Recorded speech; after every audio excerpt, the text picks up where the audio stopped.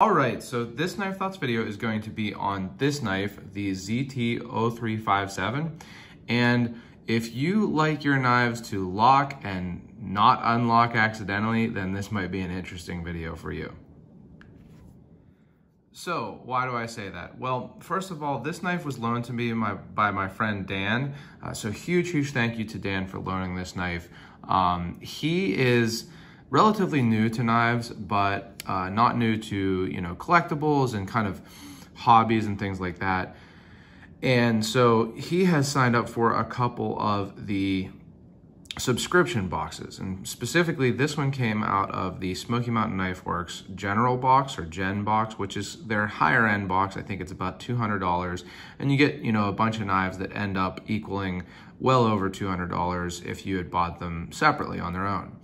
And I don't think that he'd ever had a ZT before this, so what he knew about them was only from reading online and things like that. And he got one of these, and he always checks through his knives for issues. It's something, again, that I think comes from being a part of other hobbies and collectibles and things like that. And he noticed that the first one of these that he got, so not this one, had lock slip. So if you put pressure on the lock bar, it would start to slip off there.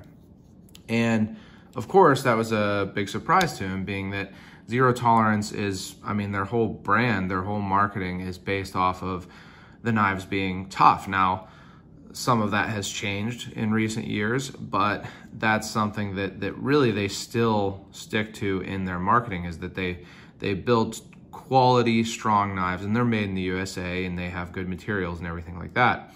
So he was surprised by that. Now, he ended up contacting Smoky Mountain Knife Works and sent it in, and they replaced it. So that certainly is one way to deal with the issue. I'm not surprised at all that Smoky Mountain Knife Works replaced it, being that I've had good service, customer service from Smoky Mountain Knife Works on warranty things. And like I say, I'm not surprised that they replaced it. He is left-handed. You can see the clip is on the left-handed side, and they replaced it, so he had to move it back over. He mentioned that he knew they replaced it. That's what I would assume that they would do, is just replace the knife. Smoky Mountain Knife Works is not going to try to fix a knife. They're just going to give you a new one. So they did replace it, and unfortunately, it came with the same issue. So this is a second model. Now, I want to really emphasize here that just because two models in a row, or two specific examples in a row of a model have the same issue, doesn't mean that every knife of this model has that issue. But it is a little bit concerning, especially because ZT actually has had issues with lock slip before. So this is the second of these ZT-0357s that my friend Dan got. And as you saw, it also has lock slip. Now, it's not like the lightest pressure, that you can put. It's not like probably if you were just pressing like this with your thumb, it would do it. But if it got stuck in a piece of wood or even cardboard maybe, and it got pressure on the spine of the knife, it'll straight up fail. And that didn't use all my strength, didn't use, even really that much pressure. It definitely has serious lock slip. You can see it happening there. And again, if you kind of do it a little quicker, it will, fail. The lock will fail. So that's definitely a big issue on a knife from a company that is known for and markets their knives as being hard use or tactical knives. Specifically on this knife. Now, one thing I wanted to mention is that a lot of ZT designs recently over the last few years have not appealed to me at all. They're like you took a hard use knife and tried to make it a gentleman's knife, which is a weird kind of direction to move, I think. But they just haven't really appealed to me. Now, this one I do think is a little closer to some of their older designs. So I'm a real big fan of the Hinder and also the Emerson, but I don't have one to show. But the Hinder ZT knives like this 0561, which is one of my longtime users, keepers, and favorites. I think that this 0357 is closer in design to these older, more hard-use tactical type ZT knives. And so I do like that. I also like it as a knife. So as a knife, it's pretty nice. I like the design, I guess I should say, not as a knife, but the design.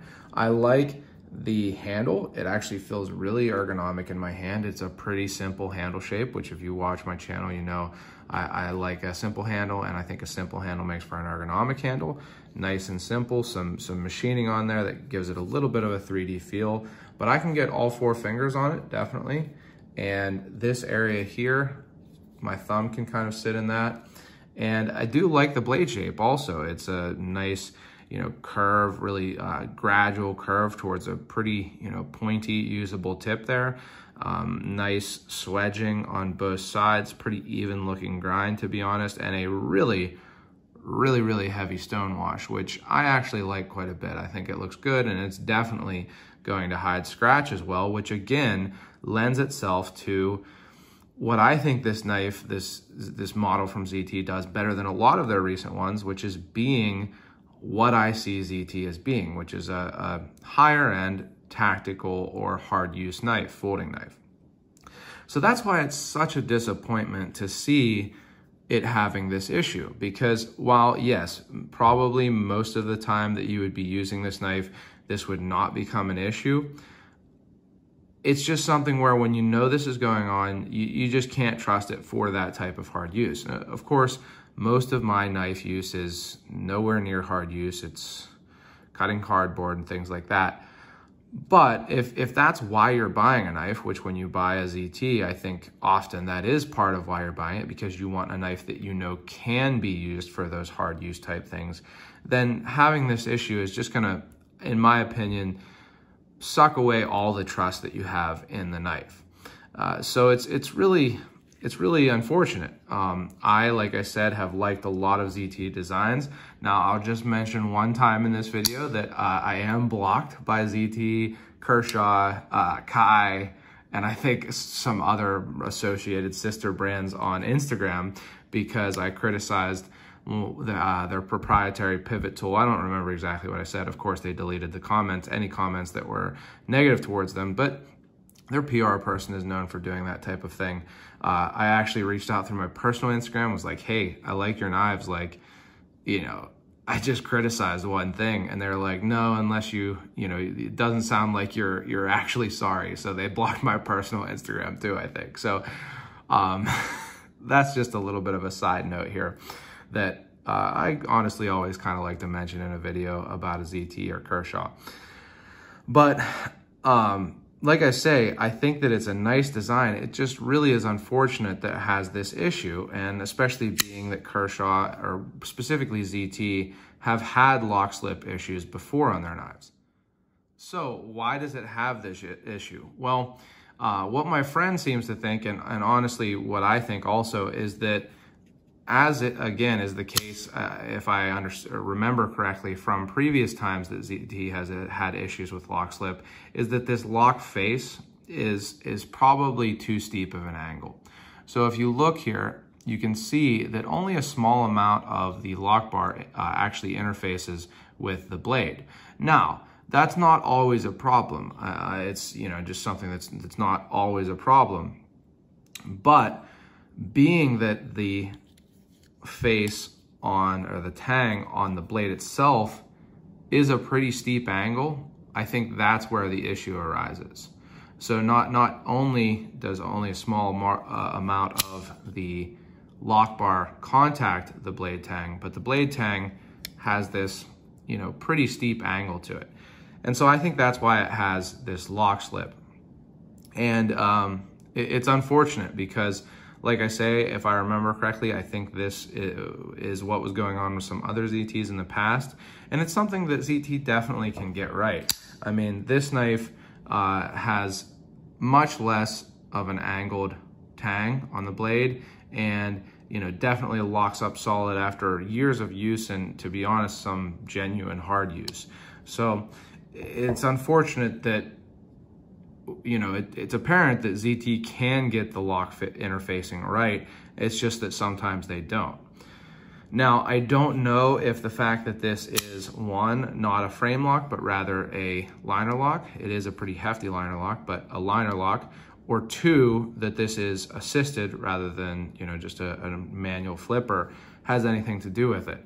I haven't taken this knife apart and I don't plan to. I am going to recommend to my friend that he send this into ZT to see what they have to say. I will say, despite the issues with their social media or PR person or whatever, I've always had good warranty service from ZT. This knife, the press fit thumb studs, there was a crack that developed, and other things also. They've always given me good warranty service. So I am gonna recommend that Dan send this in and see what they think. I mean, tell them that this is the second that has had this lock slip and see if they would like to replace it or give him a credit, something like that. But that's gonna be my recommendation on this. Now, do I think you should buy it or not? Honestly, I wouldn't buy it. And that's despite the fact that, like I said, I do like this design. It's just one of those things where if you're paying $150, which is about what these are for a knife, I don't think that you should have to worry that you might get one with lock slip, particularly, again, on a knife that is designed to be and is marketed as a hard use type knife, or at least a tactical type knife. So honestly, I wouldn't buy this ZT-0357, but it's one of those things where if that's a risk you're willing to take, that you might get one with lock slip or something that you don't care about, you just want it more as like a, you know, a fidget type thing to open and close, you know, maybe do only light tasks with it, or if you're just not worried about that, then I do like the design and otherwise it seems to be made well. But for me, it's just something where on a knife like this from a company that is, you know, historically a hard use company, I wouldn't buy a knife for $150 that I know someone got 2 in a row that had pretty serious lock stick. So one more, or slip, not stick. So one more time, I'm gonna show you that. Pressure with the back of my hand. I'm not doing anything weird off camera. Pressure with the back of my hand, and it slips right off. And again, not a lot of pressure. You know, I can continue talking and it'll slip, and it definitely does not take a huge amount of pressure to start making that lock slip. So not always do people love a negative video, but it's good to put them out there. I always try to be very truthful and honest about the knives in my videos. And this is one that my friend wanted to loan to me for me to make a video. So as always, I do really appreciate that. Also check out my social media, unless you don't want to because I'm blocked by ZT and Kershaw and stuff. I'm on Instagram, Facebook at Knife Thoughts, and my website, knifethoughts.com, where I post articles on knives like this and knife-related topics like this. And last but not least, as always, don't forget to go out and do good.